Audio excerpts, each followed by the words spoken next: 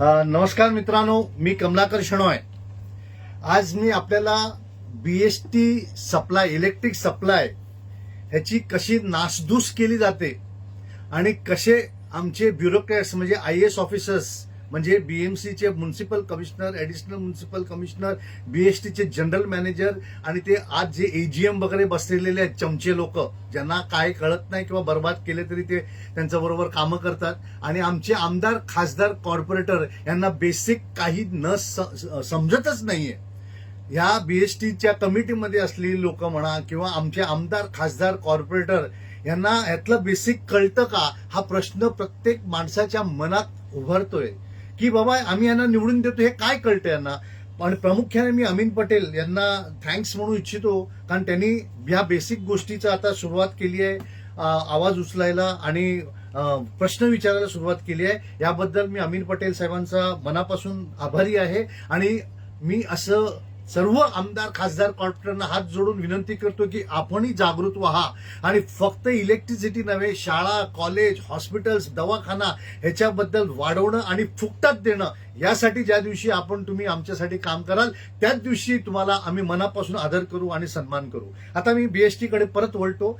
लोकांनो, लक्षात ठेवा की हे जे मला इन्फॉर्मेशन जी मिळालेली आहे ती रिटायर्ड बीएसटीच्या AGM वगैरे अशा मोठ्या पदाधिकारीकडून मिळालेली आहेत, टेक्निकल एक्सपर्ट्स कडून मिळालेले आहेत आणि RTI कडून मिळालेली आहे. त्यामुळे ह्या गोष्टी जे म्हटले जात आहेत ते ऑन रेकॉर्ड असलेल्या गोष्टी मी तुम्हाला सांगू इच्छितो आणि त्यामुळे आपण लक्ष देऊन द्यावं. आणि हे आमच्या आमदार, खासदार, कॉर्पोरेटर्स किंवा जे बसलेले IAS, GM, BST आहे, जे आम्हाला भेटायला घाबरतात, त्यांनी हे लक्ष देऊन ऐकावं, जेणेकरून लोकांचा त्रास कमी होईल.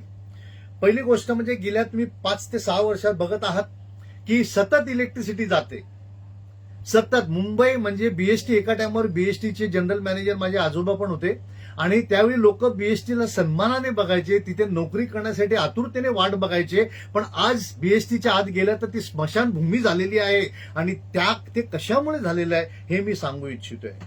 आपण पाहत आहात की ह्या कंटिन्युअस पेपरमध्ये येतं की 9 तास लाईट नाही, 4 दिवस लाईट नाही. हे कशामुळे होत आहे?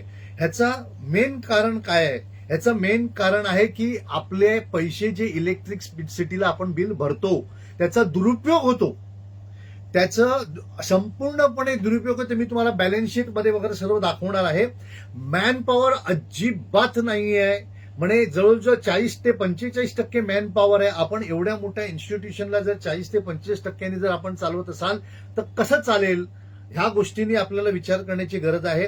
आता तर भरसकट म्हणजे गेल्या 5-6 वर्षात रस्ते तोडा, फोडा, जोडा, बस कॉन्क्रीट वाडा. मी हे आमदार, खासदारांना विनंती करतो की तुम्ही अभिमानाने सांगता की हा रस्ता केला, तुम्ही रस्ता करत नाही आहात, तुम्ही रस्त्याची वाट लावत आहात, तुम्ही मुंबईची वाट लावत आहात. आणि त्यामुळे तुम्ही हे जे बॅनर्स, पोस्टर्स लावतात ना की रस्ता माझ्यामुळे झाला, तसं न लावता अमितच्या रत्नामुळे रस्ता बर्बाद झाला असं पोस्टर लावावं. कारण तुमच्यामुळे इलेक्ट्रिक केबल्स, पाण्याचा पाईप ह्याची बर्बादी चाललेली आहे. आणि आज जवळजवळ 7,500 फॉल्ट्स आहेत आणि 2,500 फॉल्ट हे परमनंट आहेत. त्यामुळे इलेक्ट्रिकच्या सप्लायच्या जे एम्प्लॉईज आहेत त्याच्यावर कामाचा ताण वाढतो. एक तर 50% माणसं नाही आहेत, त्याच्यामध्ये हे 7,500 फॉल्ट्स ते कसे करू शकतात? आणि ह्याच्यावर आमच्या आमदार, खासदार, कॉर्पोरेटरने लक्ष द्यावं. फक्त लाईट संपल्यावर फोन करत, अरे का ना लाईट गेली रे, इथपर्यंत असं काम करून चालणार नाही. मुंबई ही अतिशय जुनी आणि इलेक्ट्रिसिटी कधी न जाणारी. आज टाटा आणि अडानी हे आपल्यापेक्षा कितीतरी चांगल्या पटीने काम करत आहेत, कारण त्यांच्याकडे क्विक रिस्पॉन्स आहे. आणि कस्टमर म्हणायला देऊ नका. आपण कन्झ्युमर आहोत. कस्टमर म्हणजे ते काही केलं तर तुम्हाला परवडत असेल तर घ्या, नाही तर फुटा. कन्झ्युमर म्हणजे त्यांनी आपल्याला दिलंच पाहिजे. ही एसेन्शियल सर्व्हिस आहे, एसेन्शियल कमॉडिटी आहे आणि त्यामुळे हे कन्झ्युमर आहोत, आपण कस्टमर नाही आहोत. जिथे जिथे जाल तिथे कस्टमर असेल तर ऑब्जेक्शन घ्या आणि सांगा ते कन्झ्युमर आहे. ते कस्टमर केअर नाही, ते कन्झ्युमर केअर आहे. हा डिफरन्स कस्टमर आणि कन्झ्युमर मधला हा तुम्ही समजून घ्यावा, ही आपल्याला नम्र विनंती. आता कारणं काय आहेत? Severe man power shortage. गेल्या 15 वर्षापासून नवीन रिक्रुटमेंट झालेलीच नाही आणि जे काय होते ते समजा हजारो एम्प्लॉईज पाहिजे असतील तर 500 400 500 1000 असे भरले जातात. त्यामुळे तो लीड जो आहे तो अतिशय शॉर्ट ऑफ मॅन पॉवर झालेला आहे. त्याच्यानंतर sharp increase in cable faults आहेत. आज मेट्रोवर चाललाय. आता हे बघा, तुम्हाला न्यूजपेपरची कटिंग दाखवतोय. 7,500 आउटरेज आहेत आणि 15% वाढलेले आहेत आणि 2,500 फॉल्ट हे परमनंट आहेत. आता हे 2,500 फॉल्ट परमनंट आहेत म्हणजे काय? ह्याचं व्यवस्थित काही होत नाही. हे वरतून लटकलेली तलवार, लटकलेली वायर सर्व करतात. त्यामुळे परत आग लागते, परत कनेक्शन तुटले जातात आणि त्यामुळे त्या बीएसटीच्या एम्प्लॉईजवर डबल ताण येतो, टिबल ताण येतो. ते किती काम करू शकतात? त्यामुळे ह्या मेन कारण आहेत. त्याच्यानंतर आपण हे पाहिलं की दादर माहीम भागात 14 तास वीज नाही. Overnight blackout list in south आणि सेंट्रल रेसिडेंट्स डिमांड आन्सर्स. हे Mumbaikar gets hot under collar amid recurring power cuts. असे ह्या जे न्यूज आहेत ह्याचं आमच्या आमदार खासदार कॉर्पोरेटरला लाज वाटते का हो? मुंबई ही अतिशय पॉवरफुल आणि चांगली बीएसटी म्हणून मानली जाणारी, आज तुम्ही ह्या गेल्या 15 ते 20 वर्षात या बीएसटीची काय घाणेरडी अवस्था केली आहे ह्याच्याबद्दल आपण लक्ष द्यावं. त्याच्यानंतर हा इन्क्रीज ऑफ फॉल्ट जो आहे, हा हे जे रस्ते बनवतात त्यात म्हणे डक्ट असतात. डक्ट कुठे आहेत? आज तुम्ही पाहिलात माझ्या इथे डोंगरी मार्केटकडे गेल्या वर्षी केलेला रस्ता 3 महिन्या अगोदर फोडून काढून तिथे फॉल्ट काढला. मग तुम्ही डक्ट केलाय, ह्याची लाईफ 50 वर्ष आहे. 50 वर्षी लाईफ संपली ना, तुम्ही इथे तोडलं की कॉन्ट्रॅक्टर म्हणून आमचं डीएलपी संपलं. अशा प्रकारे तुम्ही कॉन्ट्रॅक्टरलाही मदत करता सबस्टँडर्ड वर्कवर आणि अशा प्रकारे तुम्ही लोकांची फसवणूक करता की कॉन्क्रीट रोड हे 50 वर्ष चालतं. अजिबात चालत नाही. कारण तुम्ही जर पाहिलात बॉम्बे अहमदाबाद रोड पहा, भिवंडी सिरसाट रोड पहा, खोटं आहे. कॉन्क्रीट रोड हे आपल्यावर चुकीचं लादलेलं चोरी लबाडी आहे आणि त्यामुळे आज मुंबईमध्ये इलेक्ट्रिकल फॉल्ट हा जास्तीत जास्त झालाय. डॅमेज ऑफ केबल्स झालेले आहेत. त्याचे प्रत्येक कंप्लेंट, त्याचे पैसे सुद्धा दिलेले नाहीयेत. केबल फॉल्टचे पैसे सुद्धा दिलेले नाहीयेत आणि चांगल्या कॉन्क्रीट रोडला परत तोडायचं हे सर्रास चालू आहे. सर्रास. मी तुम्हाला आरटीआय मध्ये मला उत्तर देत नाहीत बीएसटी की त्यांनी किती रस्ते तोडलेत, कशामुळे तोडलेले आहेत, ह्याचं उत्तर देत नाहीत. ह्याच्यावरून समजा की कॉन्क्रिटिंग ऑफ रोड हे कसं दुष्ट भ्रष्ट आमचे आमदार खासदार कॉर्पोरेटर ह्याला हे कॉन्क्रीट रोड डोक्यावर लादून आमच्या मुंबईची वाट लावतात. प्रिव्हेंटिव्ह मेजर्स आहेच नाहीत कुठेही. त्यामुळे इन्फ्रास्ट्रक्चर कमी पडतो. दर टायमाला काही जराशी जरी झाला तरी लाईट निघून जाते. ह्या सर्व गोष्टीला कारण कोण आहे? तर आमच्या बीएसटीचे पैसे हे डायव्हर्ट केले जातात. कारण बीएसटी चे लॉस मध्ये होऊच शकत नाही. अंडरटेकिंग म्हणजे सप्लाय, इलेक्ट्रिक सप्लाय हे लॉस मध्ये होऊच शकत नाही. कारण हे इलेक्ट्रिक कॉस्ट धरून त्याच्यावर 16% इंटरेस्ट धरून कॉस्टिंग फॅक्टर केलं जातं. एमवायटी मध्ये MERC सांगितलं जातं. मग प्रश्न कुठे येतो? 100% रिकव्हरी आहेत. त्यामुळे तो कुठली कर्ज घ्यायचा हा प्रश्नच येत नाही. त्यामुळे टाटा पॉवर वगैरे ह्यांचे पैसे बाकी ठेवायचा प्रश्नच येत नाही. परंतु मी तुम्हाला नंतर दाखवतो की लोकांचे हजारो कोटी बॅलन्स आहेत आणि त्याच्यावर व्याज आपण भरतोय. 100% रिकव्हरी असून सुद्धा जर बीएसटी कडे होत असेल तर बीएसटी कमिटी काय करते? तिथे बसून फक्त काय सह्या करणं किंवा लोकांना भेटून नाही होत. याच्यामध्ये बीएसटी कमिटीने लक्ष घालावं. आमच्या आमदार खासदार कॉर्पोरेटने थोडा अभ्यास करावा. फक्त जाऊन तिथे विचारायचं की हे काय झालं आणि ते काय झालं आणि नंतर निघून जायचं असं न करता अभ्यास करा. तुम्हाला अभ्यास करण्यासाठी तिथे पाठवलेलं आहे. फक्त इथे जाऊन रिबन कटिंग करणं किंवा जाऊन कोणाशी बोललं पण फोटो काढणं हे ह्यासाठी तुम्हाला आम्ही इलेक्ट केलेलं नाही. तुमचं रिस्टोरेशन डिले ऑफ रिस्टोरेशन बघा. अडानीचं टाटाचं रिस्टोरेशन बघा. कारण त्यांनी स्वतःला अपडेट केलंय. तुम्ही अजून 15 वर्षापासून स्वतःला अपडेटच नाही केलंय. तुमची फायर किती ऍक्सिडेंट्स होतात, तुमच्या त्या लाल डब्यामध्ये ऍक्सिडेंट किती होतात, फायर किती लागतात, रस्त्याच्या केबलमध्ये फायर किती लागतात, याबद्दल आपण लक्ष द्यावं. उदाहरणार्थ सांगतो की आपले व्हर्टिकल बिल्डिंग मुंबईत वाढत चालले आहेत. 50 माळ्याची जी 4 माळ्याची बिल्डिंग होती ती 50 माळ्याची बिल्डिंग झाली. लिफ्ट वाढले, एसी वाढले, बाकी इन्फ्रास्ट्रक्चर वाढले, पण रिसिव्हिंग स्टेशन्स नाही वाढले. अरे नालायक आहोत आम्ही नालायक आहोत की आम्ही रिसिव्हिंग स्टेशनची जागा विकायला निघाल्यात कंबाला हिलला, आणि एकही आमदार, खासदार, कॉर्पोरेटर बोलत नाही. असे नालायक आमदार, खासदार, कॉर्पोरेटर आपल्या मुंबईत आहेत. रिसिव्हिंग स्टेशन विकायला निघालेले असून सुद्धा आमचे आमदार, खासदार, कॉर्पोरेटर बोलत नाहीत. आम्हाला रिसिव्हिंग स्टेशन वाढले पाहिजे, याच्यासाठी जागा पाहिजे, पण आहे ते विकतात. बीएसटी डेपोट विकतात हे लोक. आता धारावी विकायला लागलेत, आणि काळी असं काहीतरी आहे ते काला किल्ला विकायला निघालेले आहेत. पण एकही आमदार, खासदार बोलत नाही. लाज वाटते का या आमदार, खासदार, कॉर्पोरेटरना? अरे तुम्ही कशासाठी इलेक्ट झाल्यात आणि सिलेक्ट झालेला आहात? बीएसटी डेपो विकण्यासाठी आहात?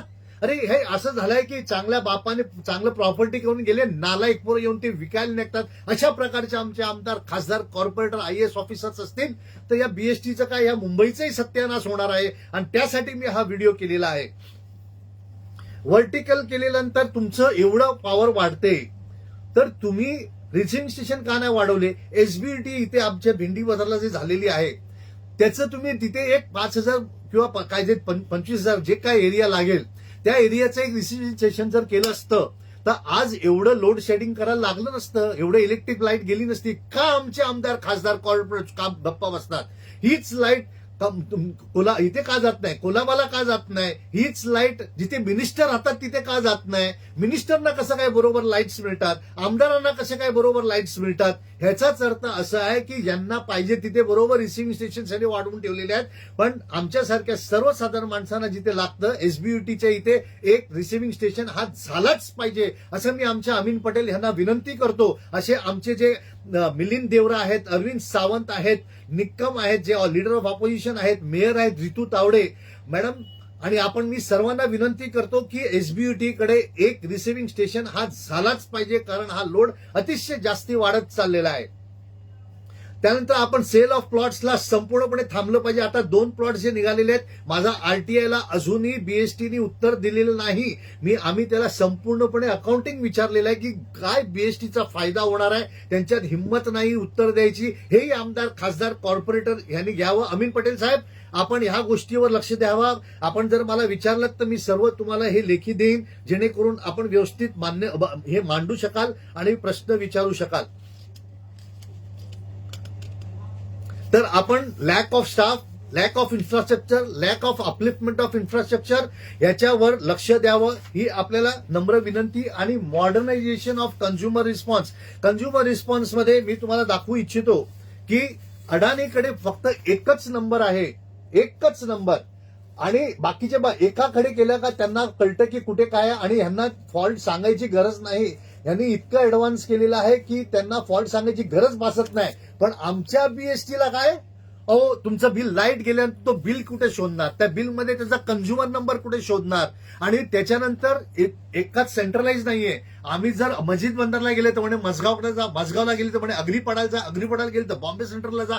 अशापणे जर बीएसटी काम करत असेल, जी गर्वाची बीएसटी होती त्याला आज तुम्ही अपमान केलेला आहे. तर या आमदार, खासदार, कॉर्पोरेटर मुंबईचे आहेत, त्यांनी प्लीज लक्ष द्यावा. आणि सर्वात जास्ती गोष्ट सांगतोय की आमच्या बीएसटीच्या लोकांना पगार किती आहे माहितीये का? जे एमईसीडीएलच्या डिस्ट्रिक्टमध्ये काम करणं, जिथे स्टँडर्ड ऑफ लिव्हिंग कमी आहे त्यांच्यापेक्षाही कमी. 50,000, 60,000, 15-15, 20-20 वर्ष काम केलेल्या इंजिनियर्सला तुम्ही 60,000 जर पगार दिलात तर त्यांचा मॉरल कुठे राहील? त्यांचं आपुलकी कुठे राहील? हे बघा, मी तुम्हाला हे दाखवतो की अडाणीमध्ये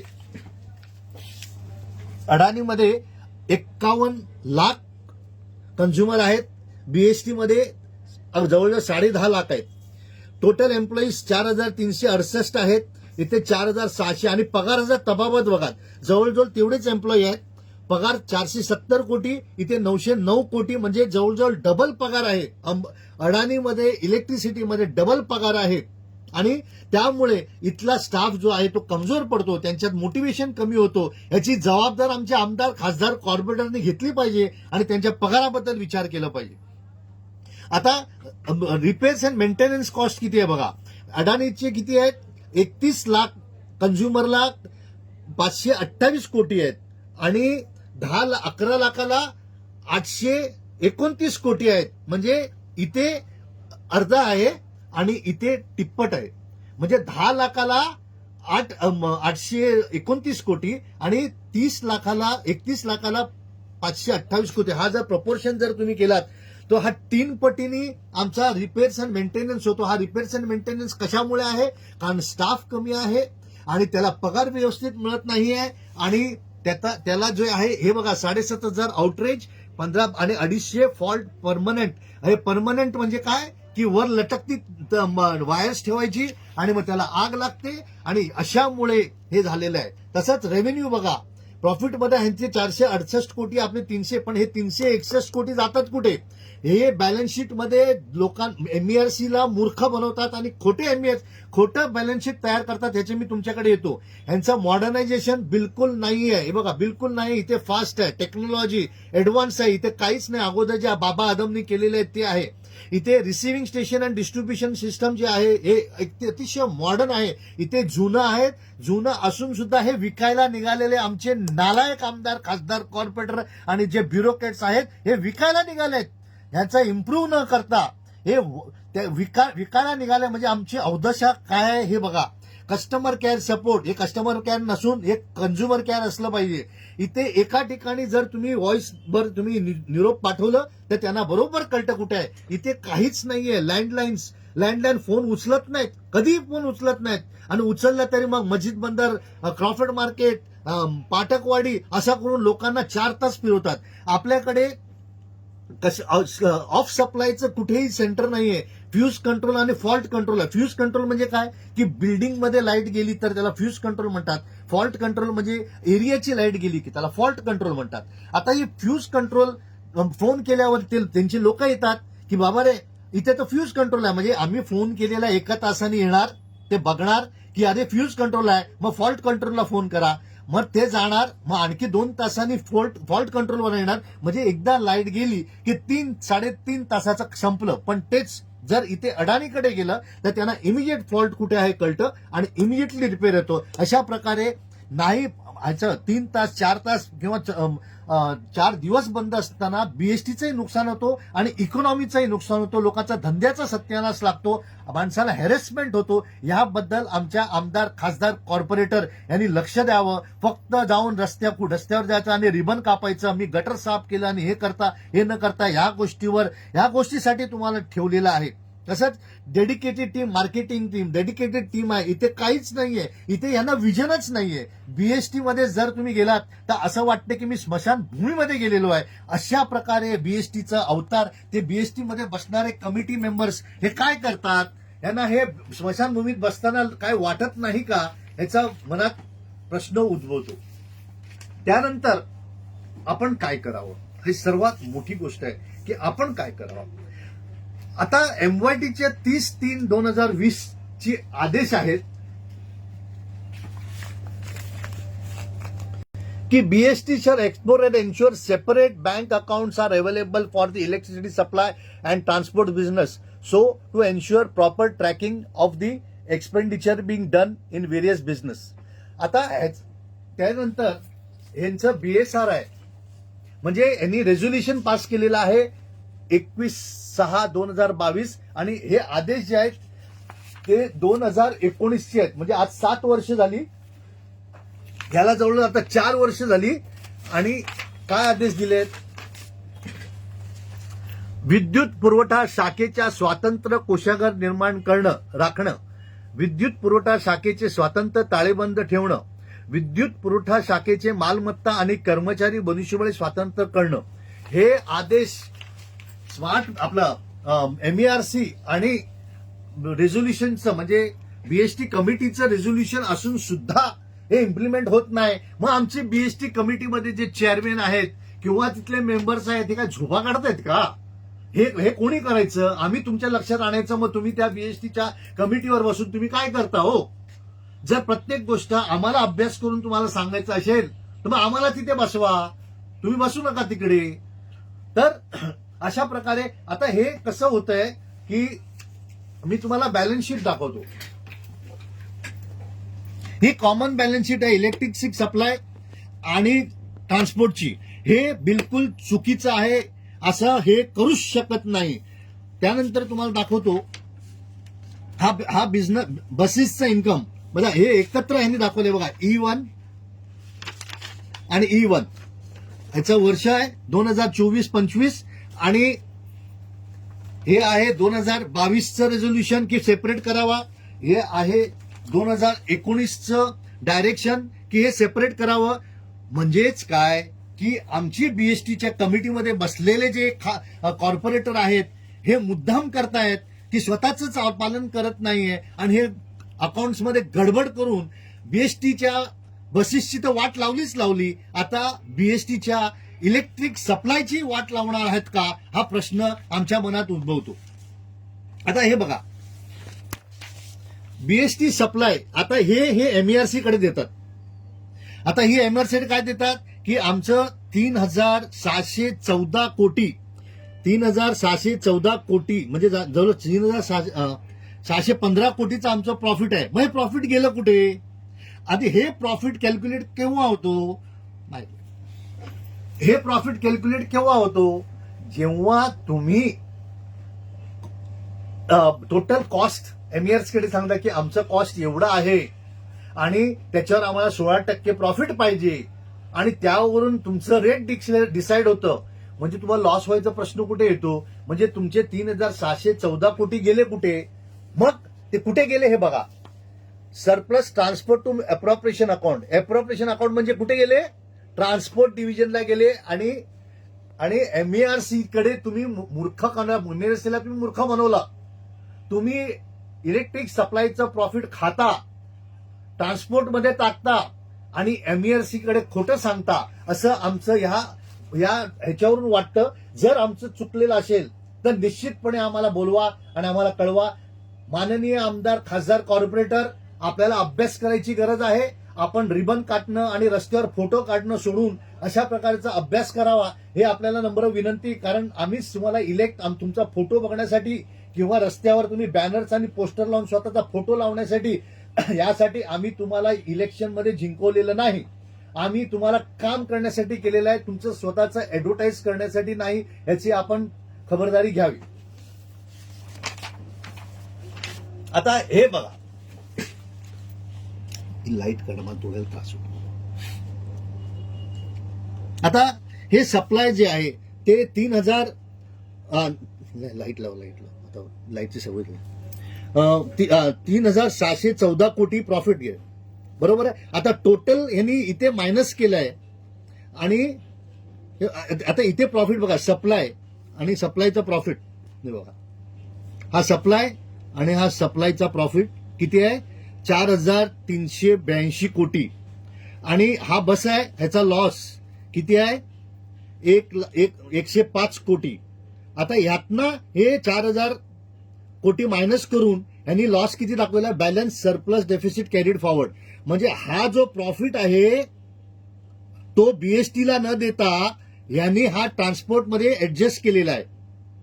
आणि हे फ्रॉड आहे, फोर्जरी आहे, चीटिंग आहे. आणि आता आम्ही या बीएसटीच्या जनरल मॅनेजरवर आणि बीएसटीच्या कमिटीवर आम्ही एफआयआर रजिस्टर का करू नये हा प्रश्न उद्भवतो. माननीय बीएसटी कमिटीचे चेअरमॅन, याच्याबद्दल तुम्ही जर आम्हाला उत्तर दिलं नाही तर आम्ही तुमच्यावर पोलीस स्टेशनमध्ये निश्चितपणे एफआयआर करण्यासाठी कंप्लेंट फाईल करू. याचं उत्तर आम्हाला तुमच्याकडून अभिप्रेत आहे. व तसेच जे अनिता शेट्टी, का नाव,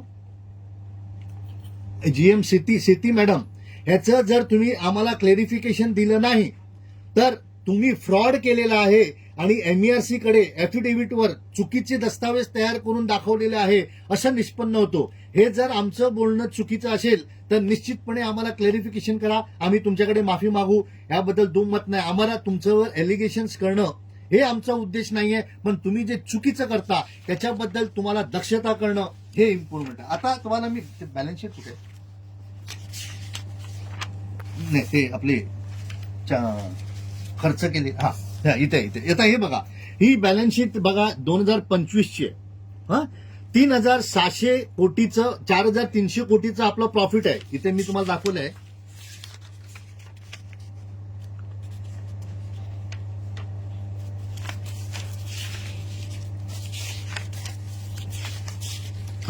हे बघा 4,382 कोटी,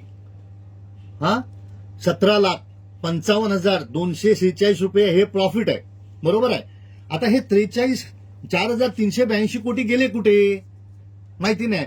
आणि हे प्रॉफिट जे आहे, परत मी सांगतो, हे प्रॉफिट जे आहे ते कॉस्ट पर युनिट कॅल्क्युलेट करून, खर्च कॅल्क्युलेट करून, cost per unit MERC decide करते की एवढ्या कॉस्टला तुम्ही पर युनिट विकणार आहात.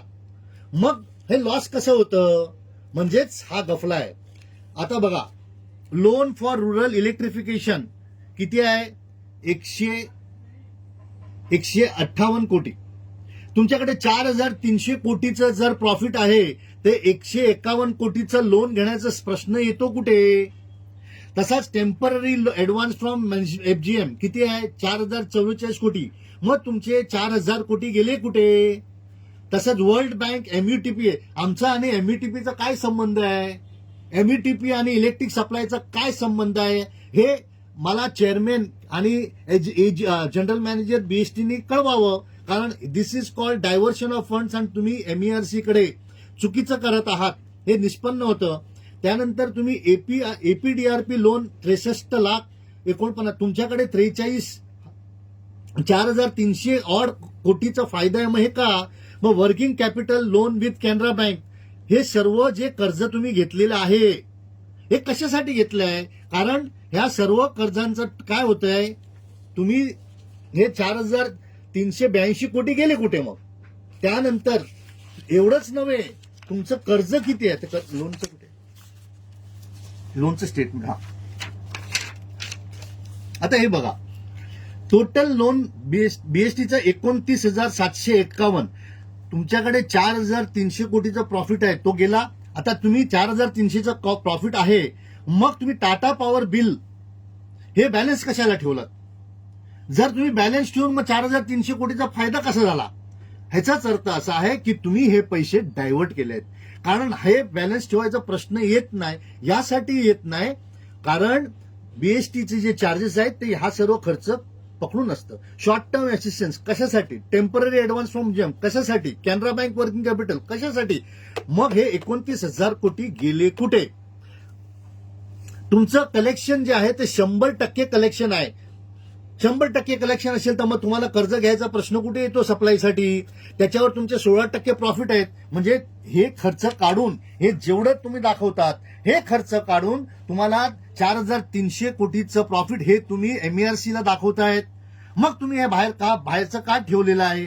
आणि एवढे 29,751 कोटी आणि तुमचा बँकेचा बॅलन्स किती आहे, तुमचं बँकेत बॅलन्स, लाज वाटते का, 367 कोटीचा तुमचा बॅलन्स आहे. 337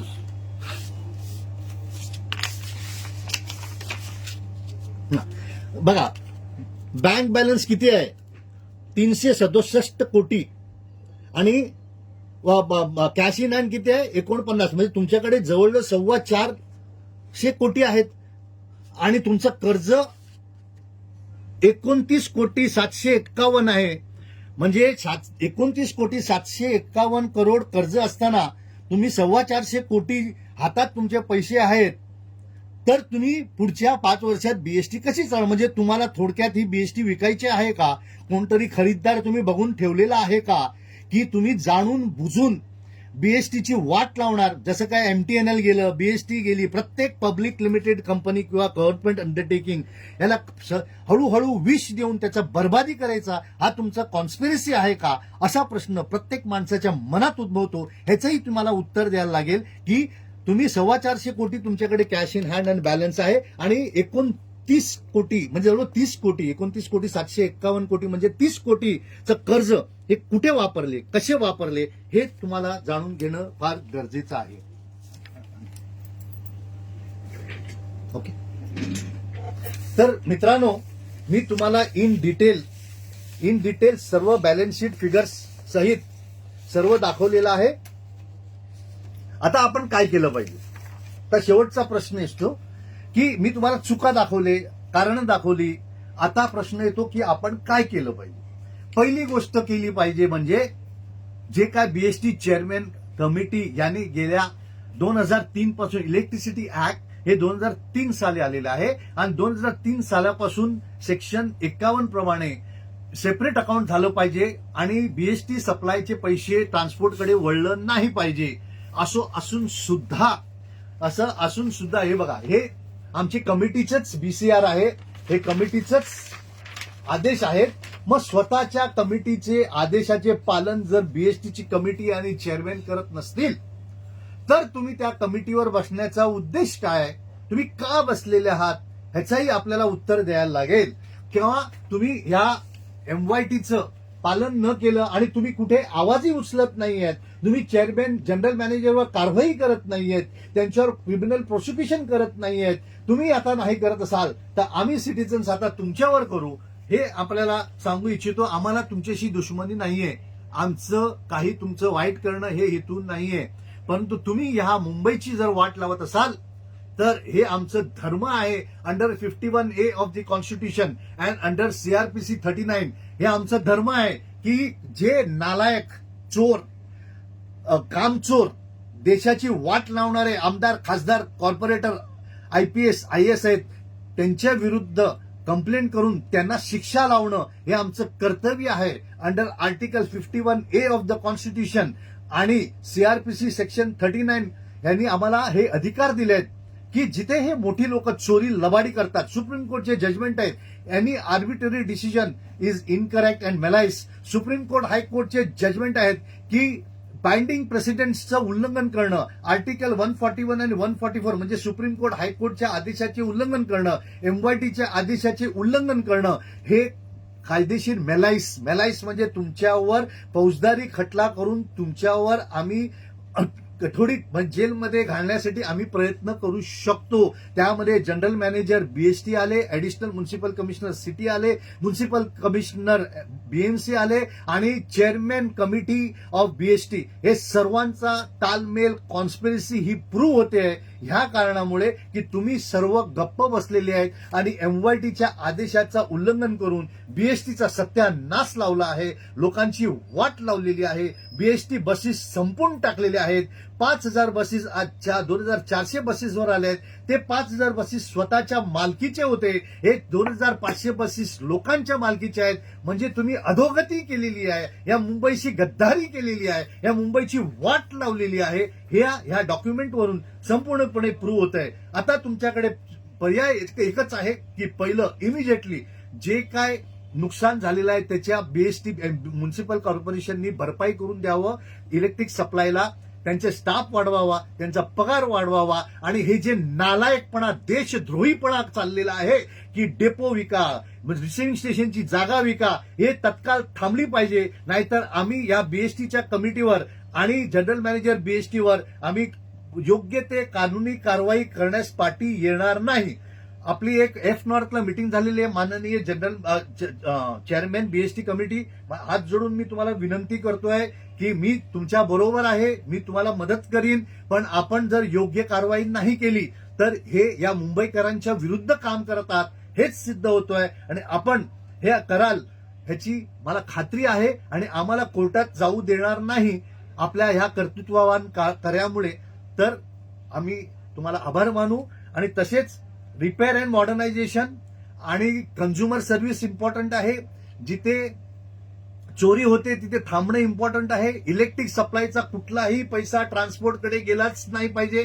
ते 4,300 कोटी आले पाहिजे. हे लोन जे आहे ते बीएमसीनी परतफेड केलं पाहिजे आणि ट्रान्सपोर्ट आणि इलेक्ट्रिक कंपनी ह्या लोकसेवेसाठी आहेत, ह्याचं लक्षात ठेवा. हे फक्त प्रॉफिटसाठी नाही आहेत. ट्रान्सपोर्ट हा नेहमीच लॉसमध्ये असतो आणि तिथे जर तुम्ही प्रॉफिट शोधायला जात असाल तर ते चुकीचं आहे. आमचे आमदार, खासदार, कॉर्पोरेटर ह्यांना समजलं पाहिजे की ट्रान्सपोर्टेशन हा नेहमी लॉसमध्ये असतो. तो इन्फ्रास्ट्रक्चर असतो, त्या इन्फ्रास्ट्रक्चरमुळे अभिवृद्धी होते, बिझनेस वाढतो, इन्कम वाढतो, टॅक्सेस कलेक्शन वाढतात आणि तो एक जरिया आहे की लोकांच्या अभिवृद्धी करणं, तसेच गव्हर्नमेंटला रेव्हेन्यू मिळणं. त्यामुळे ट्रान्सपोर्टची वाट लावू नका आणि त्याला कुठेतरी प्रायव्हेट कंपनीला देण्यासाठी हे करू नका. कुठलाही बीएसटी डिपोट हा विकला जाणार नाही याची खात्री बाळगा. आतापर्यंत जे विकलेलं आहे ते कॅन्सल करा. आता धारावी आणि काला किल्ला काळा किल्ला आणि धारावीचं हे कॅन्सल करा, नाहीतर माझ्या आरटीआयचा रिप्लाय द्या. मी तुमच्यावर फौजदारी खटला पण करणार की तुम्ही देशाचे प्रॉपर्टी फुकट विकतायत, स्वस्त्याने विकतायत आणि जिथे एक्सपान्शनला पुढे स्कोप ठेवत नाहीत. हा तुमच्यावर माझा आरोप राहील, पण तो आरोप मी करू नये म्हणून आपण ह्याची खबरदारी घ्यावी आणि ह्या मुंबईला वाचवावं, या देशाला वाचवावं. आणि तुम्ही आर्टिकल 90 आमदारांनी शपथ घेतलेली आहे अंडर आर्टिकल 188, खासदारांनी शपथ घेतली आहे अंडर आर्टिकल 99 आणि म्युन्सिपल काउन्सिलर्सनी शपथ घेतलेली आहे म्युन्सिपल कॉर्पोरेशन ऍक्ट सेक्शन 33 की तुम्ही देशाशी गद्दारी करणार नाहीत, तुम्ही कॉन्स्टिट्यूशनला बांधील आहात आणि तुम्ही लोकांचं हिताचं काम करत आहात. पण या सर्व गोष्टी पाहिल्यानंतर तुम्ही आमदार, खासदार, कॉर्पोरेटर लोकहिताचं काम करत नाही आणि आमच्या हिताच्या विरुद्ध काम करतात आणि तुम्ही जी शपथ घेतली आहे त्या शपथेचा तुम्ही अवमान करत आहात, तुम्ही कॉन्स्टिट्यूशनचा अवमान करत आहात. हेच सिद्ध होतं. आणि ह्यापुढे जर तुम्ही आपल्या कामात बदल नाही केलं तर आम्ही सिटीजन्स 51A आणि 39 CRPC प्रमाणे तुमच्या विरुद्ध योग्य ती कारवाई करू. याची दक्षता घ्यावी आणि आम्ही तुमच्या सतर्क म्हणजे अमीर पटेल साहेब तुम्ही जे पावलं घेतलेले आहेत ते आता कंटिन्यूस घ्यावं, प्रश्न उत्तरं करावं, फक्त त्यांना प्रश्न सांगून जावं नाही, त्याचा शोध घ्यावा, त्याचा अभ्यास करावा आणि या मुंबईला वाचवावं. हीच आपल्या सर्वांना विनंती. आणि ह्या मुंबईच्या सर्व मुंबईकरांना विनंती आहे की मी एवढं डिटेलमध्ये तुमच्याशी अर्धा तास पाऊण तास बोललो ते मला काय वेळ आहे म्हणून नव्हे, या मुंबईला वाचवण्यासाठी. आणि तुम्ही आणि आम्ही झोपे गेलेले, आम्ही शिवाजी महाराजांचं नाव घेणारे, आंबेडकर महाराजांचं नाव घेणारे, बाबासाहेबांचं नाव घेणारे हे फक्त नाव घेतात आणि स्वतःची झोली भरतात. हे सोडून हे जे झोलीत हे बाबासाहेबांचं नाव घेऊन शिवाजी महाराजांचं नाव घेऊन झोली भरतात अशा नालायक माणसांना यापुढे त्यांची जागा दाखवणं हे प्रत्येक मुंबईकर, प्रत्येक महाराष्ट्रीयन आणि प्रत्येक भारतीयाचं कर्तव्य आहे. या कर्तव्याला पालन न करणं म्हणजे आपण सिटीजन हे देशाशी गद्दारी करत आहोत. आणि रोज मरू नका. प्रत्येक माणूस आज मुंबईतला रोज मरतो. रोज मरणं म्हणजे तुम्ही देशाशी गद्दारी करता. एकदाच मरा. आणि मारायचं कोणाला तर या देशाशी, या मुंबईशी, या महाराष्ट्राशी गद्दारी करणाऱ्या लोकांना मारा. जय हिंद.